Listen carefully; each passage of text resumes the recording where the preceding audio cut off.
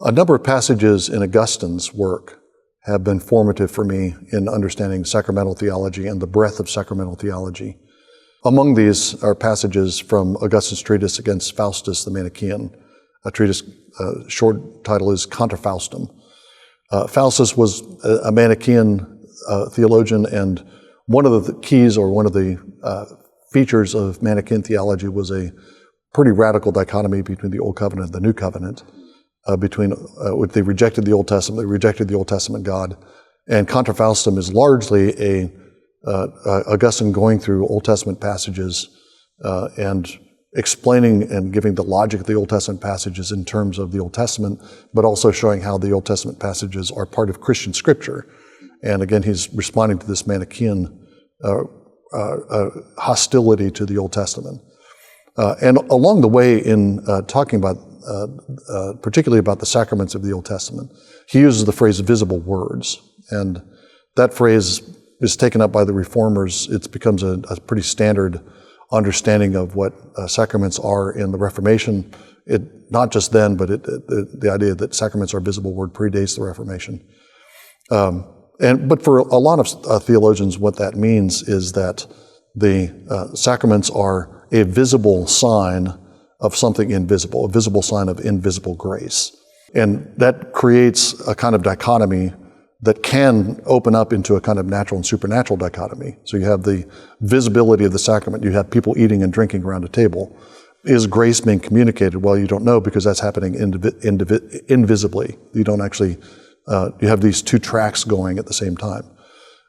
Interestingly, Augustine uses the phrase visible words, and I think he's the first theologian to use that, but he doesn't use it in that kind of context, and he certainly doesn't use it to create that kind of dichotomy between the visible practice of the sacrament and the invisible reality that's being communicated.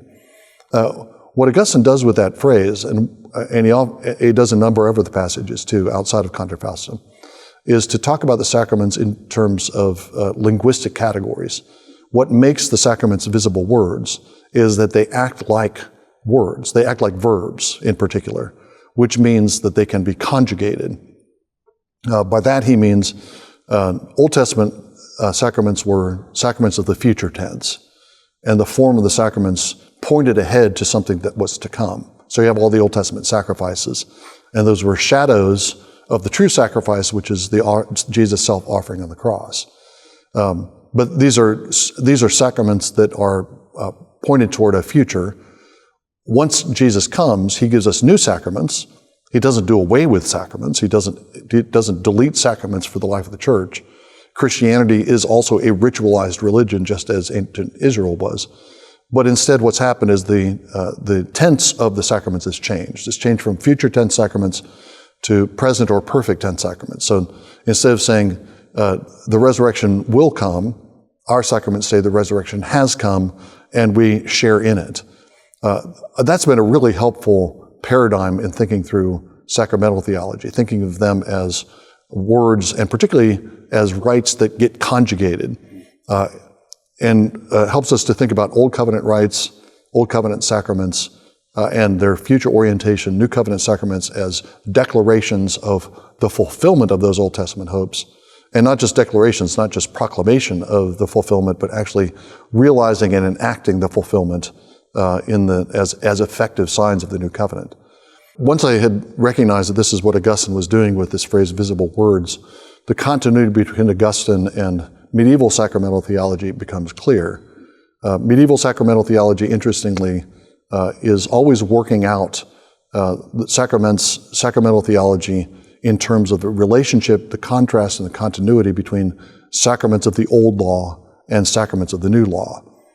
I think that's the right way to do it. Sacramental theology depends on getting the old New Covenant relationship right.